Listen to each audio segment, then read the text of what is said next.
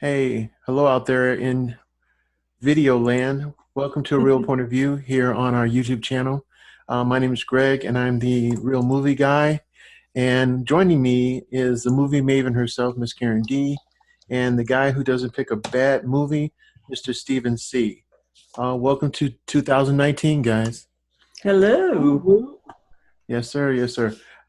So the Golden Globes happened recently, so we want to talk about that, the decisions that were made a little bit, the films that we liked that we were able to get to see prior to the Golden Globes, and give our little quote unquote miniature, uh, I guess, our critique of these different films a little bit. Um, who won? Who did you think would win?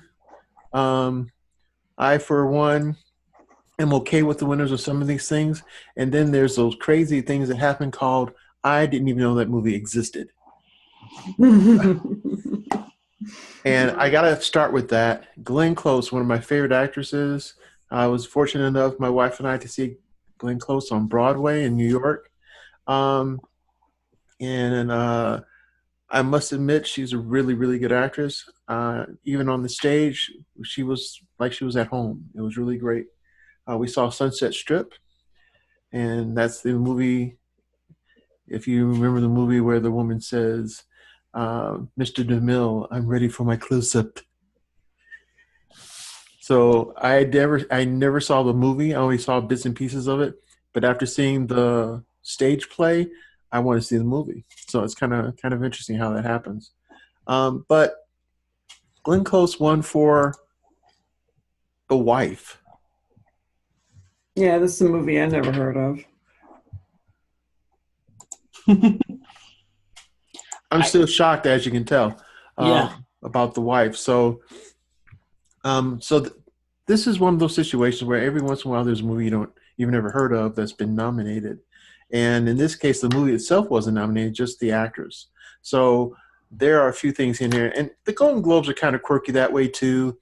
Um, Now we got to remember this is uh, uh, the writers are the ones who are casting their votes about these films and The TV. Reporters, Hollywood Foreign Press. Yep, and so that is one perspective, whereas the Oscars is the Academy and all that good stuff. So um, let's go by, oh, I don't know, Best Motion Picture Drama. Um, the nominees were Black Panther, Black Klansman, If Bill Street Could Talk, A Star Is Born, and Bohemian Rhapsody. Um, First of all, did you guys get a chance to see any of these films? I have seen Bohemian Rhapsody and I've seen Black Panther. Okay. um, I've kind of bits and pieces seen Black Klansman.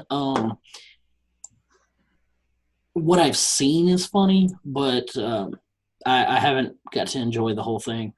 I have not seen A Star Is Born or If Bill Street Could Talk, though. Okay. So if Bill Street Could Talk is based off of a award-winning novel. The Black Klansman is actually based off of true life experience. Black Panther is just some really good fiction from the Marvel universe. Bohemian Rhapsody is a biopic, and A Star Is Born is kind of a combination of all kind of different stuff into a movie that's been remade 27,862,043,042 times. Okay. Did they get it right this time? I mean, If you ask Lady Gaga, yes. they didn't win, so how right did they actually get it? True, but they also were nominated. So that's a lot. There's a lot of films out there. So they were nominated, and this is a big deal for Bradley Cooper because he's one of the producers. He stars in it, so it's a big deal for him that it wins anything. So in this category, Bohemian Rhapsody won. Now I'm a big fan of Queen, and yet I wasn't able to see the movie yet. I did get to see Black Panther, which I thought was a pretty decent film in a lot of different aspects. But ironically, as I'm watching Black Panther, the strongest member of his family is like his little sister. I thought she stole the movie from him a little bit to me, uh, but I thought it was a pretty decent film. Um, I've only seen bits and pieces of um, trailers for everything else, sadly. But if Bill Street Could Talk looks kind of interesting to me. Black Klansman, I think it didn't hit me right away until I found out that this is really the story of a real person. So now I want to get into it a little bit more. And of course, Freddie Mercury for Bohemian Rhapsody. Um, Definitely got to see the movie. I'm trying to make 2 attempts to try to see the movie, and I wasn't able to do it. So, what about you, Karen? Any of these films you were able to see, and any comments on any of them? I was able to see Black Panther. I went the first weekend it came out, and it's still my favorite movie. I would love to see this movie actually take home an Oscar, or take an Oscar for something significant other than costumes. Black Klansman, I have not seen it, but it's sort of on my list because I think it looks better than the trailers indicate it really is. I think it's a better movie. And Spike Lee, to me, can be sort of inconsistent from a quality standpoint. I mean, he is a very good director, but his focus and, how he decides to approach a movie sometimes can create issues or sometimes can be brilliant. So this one, I think, it actually looks pretty good. And the fact that he chose comedy as the vehicle rather than a dramatic biopic kind of approach is also interesting. So I would like to see that. I mean, I really wouldn't mind finding out more about the story of Freddie Mercury. I've liked Queen's music. I've liked the music of Queen for a long time. If Beale Street Could Talk is based on a James Baldwin story, it sounds kind of like a sad movie, which is why I guess I've put off going to see it. But it also looks like it's really well done, and I just adore Regina King, and I'm so happy that she got the Golden Globe for Best Supporting Actress in that movie. And A Star Is Born, I like that movie, but I'm still kind of a fan of the Judy Garland, James Mason version. Not Mitzi Gaynor and Frederick March, not Barbara Streisand and Chris Christopherson. I'm kind of just really like Judy Garland and James Mason, and I don't know what other people could bring to it besides that, but I really like Lady Gaga, so, I could, if this movie gets back into theaters, or I think it probably hasn't really left, but if it sort of gets like a punch up in terms of distribution when the Oscars come out, then I think I would probably go see it. Another thing about going back to these movies briefly, so we can get going to some other films. Denzel Washington's son is the star of Black Klansman, so that's interesting. Little lineage there. Mm-hmm. So we can see if he has anything near the chops that his dad has. Not truly trying to compare the two, but it'd be interesting to see if he's a decent actor. I haven't seen him in anything. I haven't seen him in anything else yet. Give me a second here. I think he has been in other stuff. In fact, I know he has. Yeah, but John David Washington. Okay. But I've seen his face before too. I just can't pinpoint right this moment where I've seen it. But maybe we'll get a little research in there to find that out. So why don't we jump to some other films here? How about Best Motion Picture, Musical, or Comedy? A movie that I wasn't aware of. Well, let me rephrase that. A movie I was aware of, but I didn't know who the star was, which threw me a little bit. Which goes to what makeup can do to change a person's physical essence, and that's Vice, Mm-hmm. starring Christian Bale as Cheney. That was stunning. I was That totally. transformation was just, oh my God. It's pretty good because I didn't recognize him actually until I was actually watching the Golden Globes and he said that that's who he was. I'm like, what? And I looked and I was like, wait a minute, yeah. Yeah, that was spooky. That it was spooky. But you know what? I've seen him in a lot of different films, and he goes the extra mile to be that person who will make those transformations, even if it's a true physical transformation of his own. Yeah, he gained 80 pounds for that role. Right. And then he was in another movie where he lost 80 pounds from his regular weight because that was part of the essence of that film, him being very, very, very skinny. So he's that crazy English guy who'll go out there and go the extra mile. But love him as an actor, really a fan. Yeah, me too. So the movies that are nominated here are The Green Book, Crazy Rich Asian, The Favorite, Vice, and Mary Poppins. So Mary Poppins Returns. So I am a Emily Blunt fan, but everything that I've seen as far as the trailers for Mary Poppins, because I have not seen this movie, makes me wonder, is it going to be... See, the problem when you do either a sequel or a remake of some film, sometimes it's hard not to scrutinize it off the original film. So that's part of my problem with that. The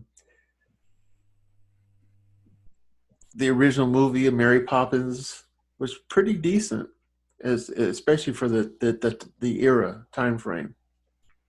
So we'll see if these special effects do anything for this film.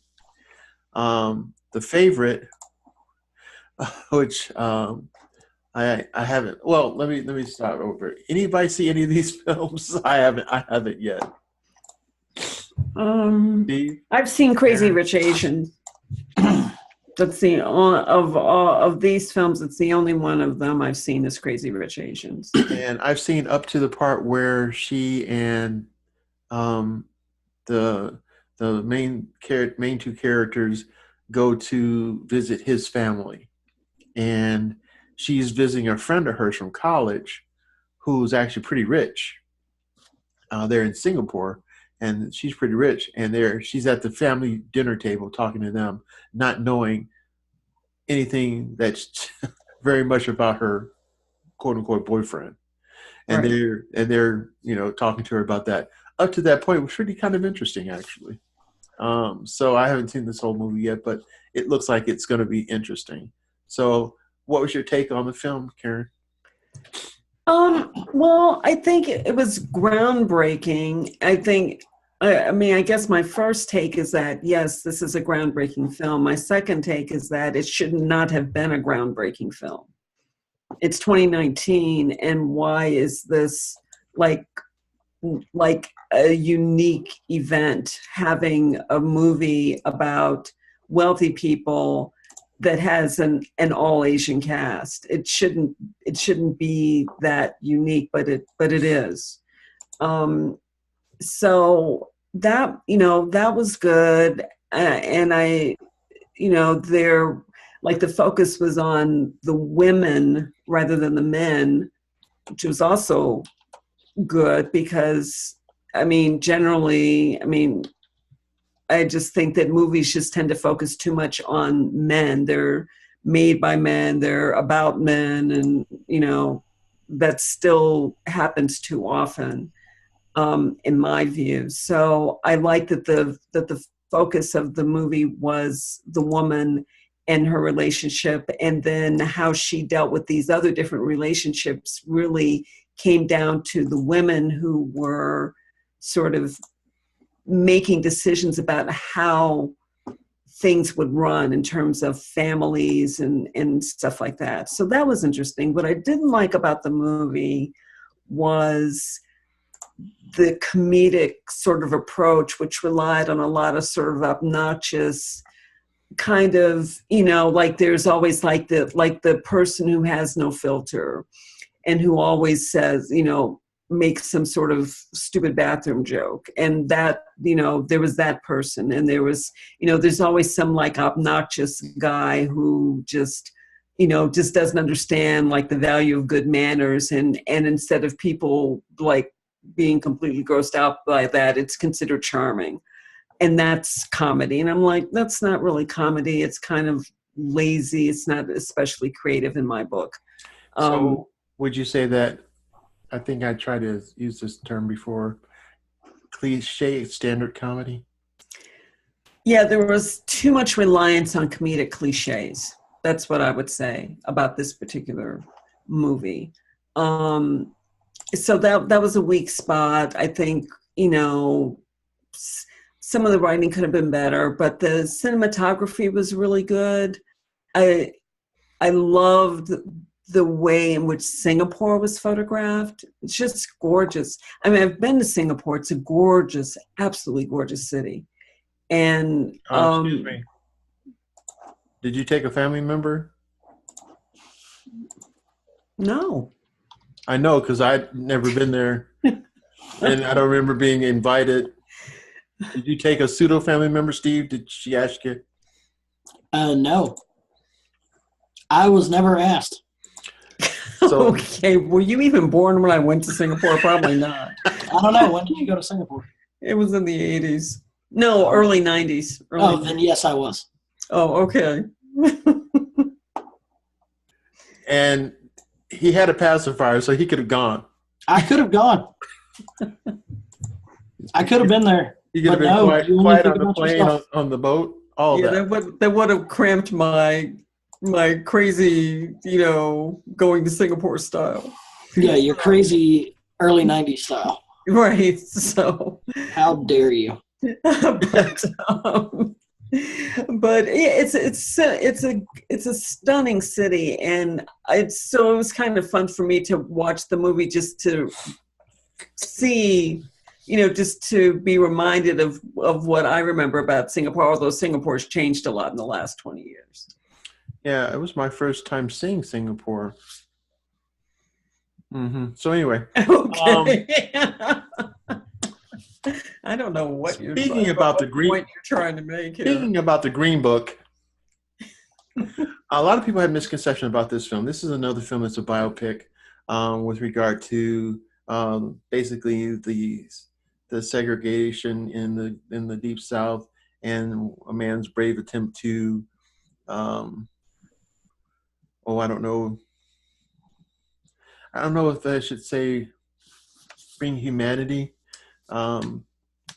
through music. But I think one of the misconceptions about this film was, with regard to the Green Book, was basically places that you can go in the South and stay if you're Black at the time. And I think my first perception was it was through I always say his name wrong.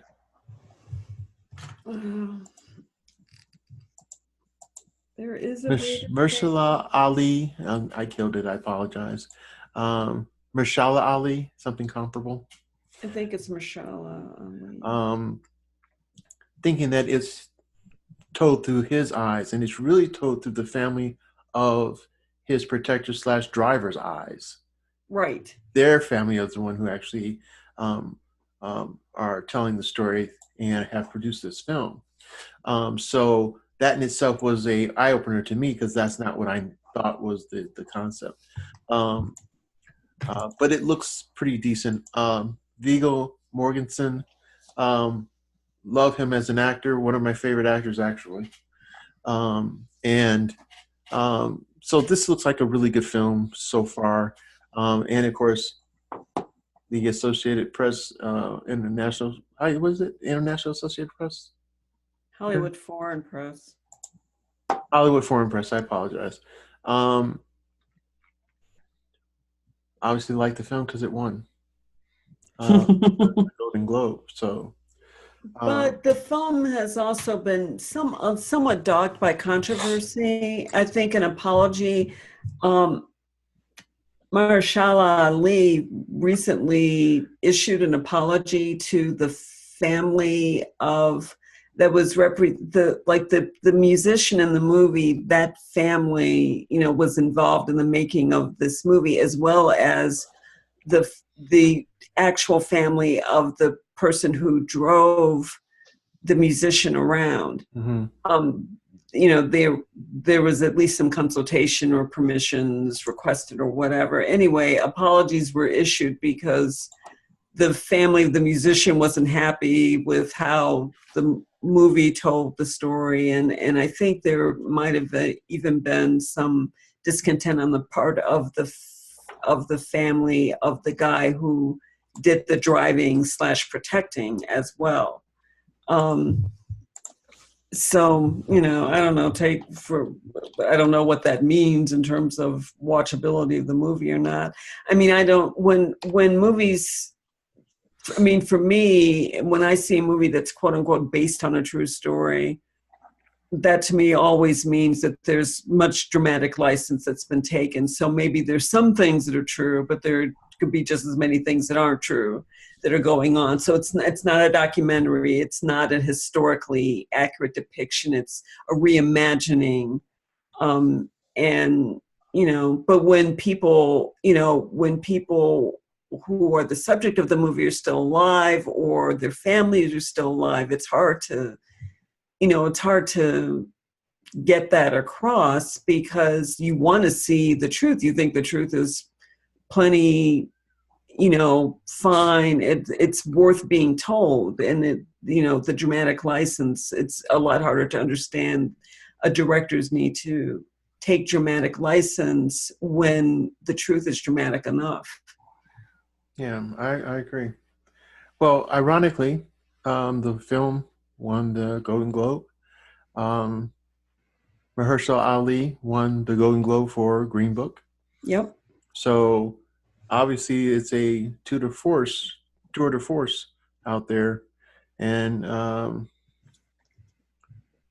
even the director was nominated for an award as well. So there's got to be something to it. What about other films? Best Motion Picture Animated. There was only going to be one winner in this category. I think you're probably right, Steve. I think there was a lot of fandom with Ralph Breaks the Internet and The Incredibles 2 being the movies that they were. There wasn't really a huge amount of go for Isle of Dogs. And I never heard anything about I think it's Mariah movie that's nominated. I think that's what it would be called. Mm-hmm. But there was just so much surrounding Into the Spider-Verse. There was so much with Stan Lee, of course, passing away here recently. And they really did a good job with the movie. They did a good job with the introduction of the Spider-Man that you see in the different worlds that they come from. Mm-hmm. Was very well done. And I'm so happy that they did Miles. Yep. Yes, how they did everybody else, but also having Miles make his kind of big screen debut. You've had your Peter Parker debut and what all the things that follow it, but having Miles be the forefront was a really good job. Of course, you butchered his name just a second ago. Ali was also in this movie. Mahershala is how it's pronounced. Yep. Well, I wasn't going to kill it also.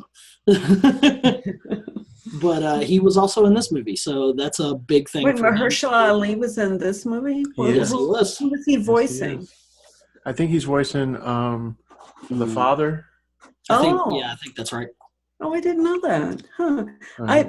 I haven't seen this movie. I really want to see this movie. As soon as I saw the trailers for this movie, I'm like, I gotta go see this movie. It just looks so cool.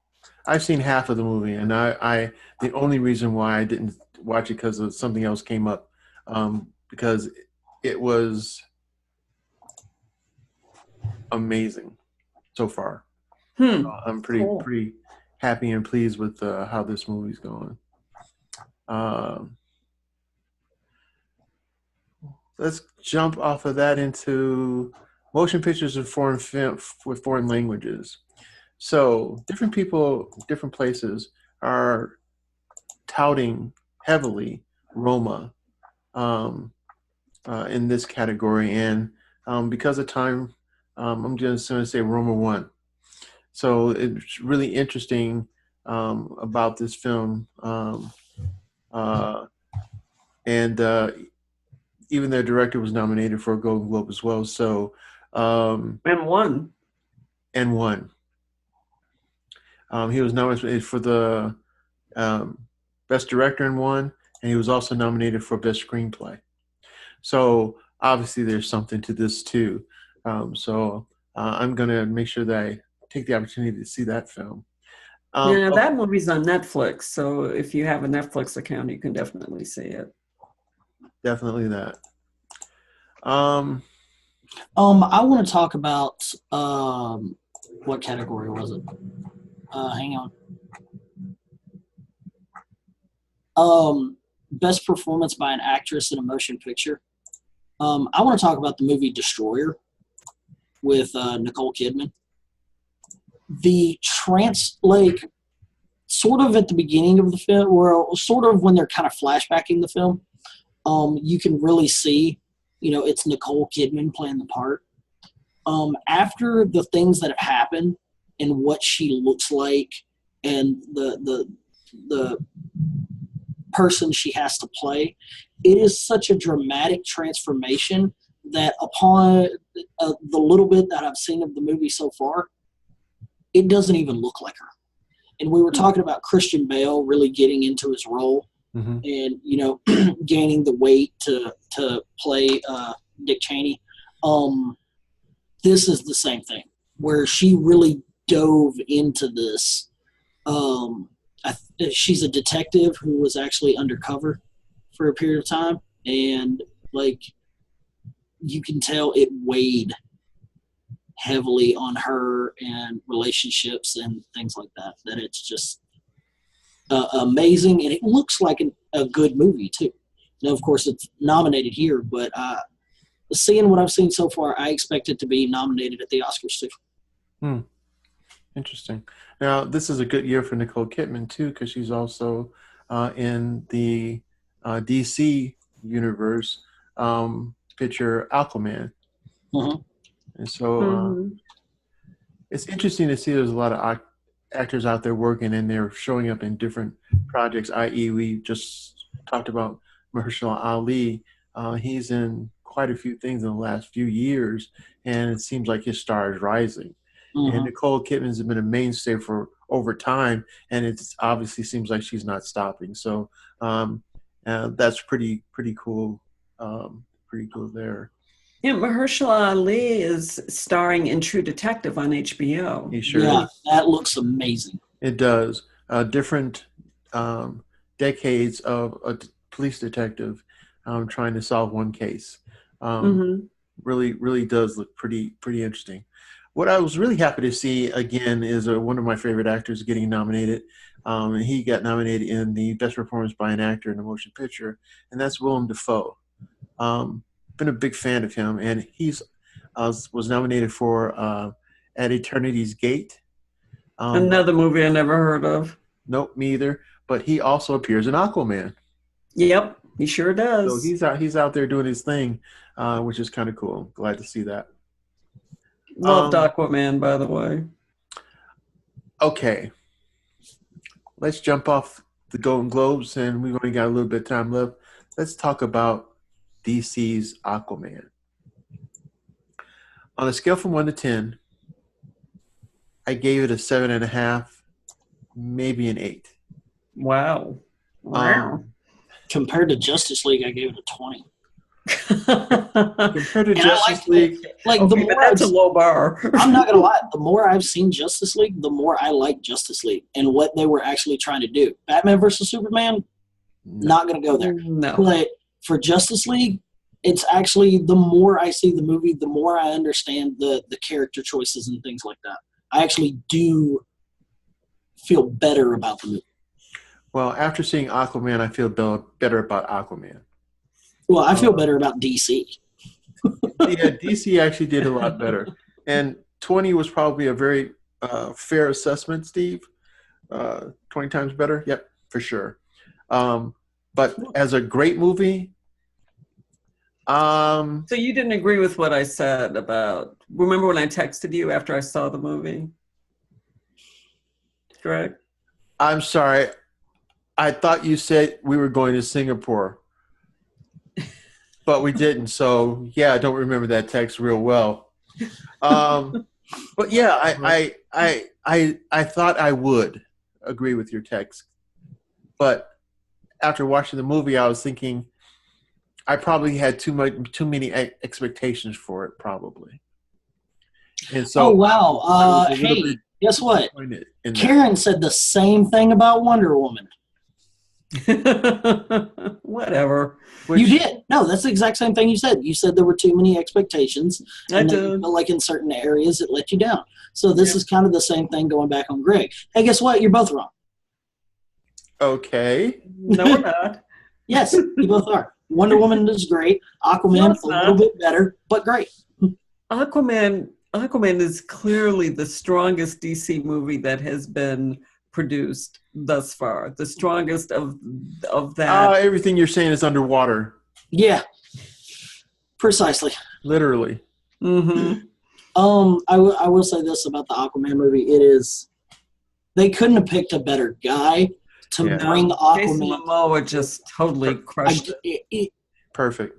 To see a person so invested in what the character he wanted to play, to hear him talk in interviews about how much he enjoyed and how much he enjoyed working with his cast, how much he enjoyed playing the part, how he felt, how honored he felt to be able to play Aquaman was just amazing, and it really shows.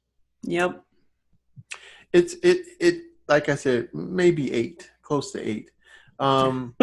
There were certain things in the movie that were a little, and I understand I'm a comic book guy, but there was still some hokiness to it. And things that would pretty much kill everybody, kill a lot of people, didn't. And then this big battles under the water thing, I don't know. I think they probably didn't. I guess a character that was really, to me, wasn't pivotal enough was Ocean Master or Black Man. it was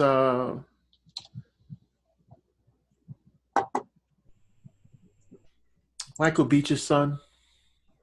Oh, yeah. Okay, Was that it was Manta Ray? that was Manta? a bit of a loose end. It was Manta? like they I started. think they could Black have used it. Manta. Yeah, Black Manta could have been used somewhere else in a different Aquaman movie. I think here it wasn't pivotal enough that he provided the boats, the submarine that. But that is exactly how Black Manta was originally introduced. I get it. It wasn't But enough. it seemed like a And my plot problem point that is was maybe just it wasn't dropped. enough of a presence is the problem. It was almost like a gnat on his shoulder, and he got rid of it just as quickly. I think he's supposed to be a bigger part of the next Aquaman movie,